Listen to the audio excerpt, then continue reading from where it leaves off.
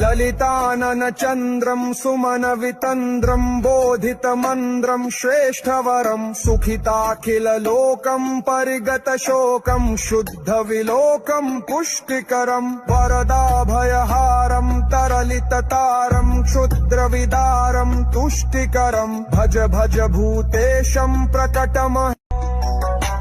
ललिताननचन्द्रं सुमनवितन्द्रं बोधितमन्द्रं श्रेष्ठवरं सुखिताखिललोकं परिगतशोकं शुद्धविलोकं पुष्टिकरं वरदाभयहारं तरलिततारं क्षुद्रविदारं तुष्टिकरं भज भज भूतेशं प्रकटमः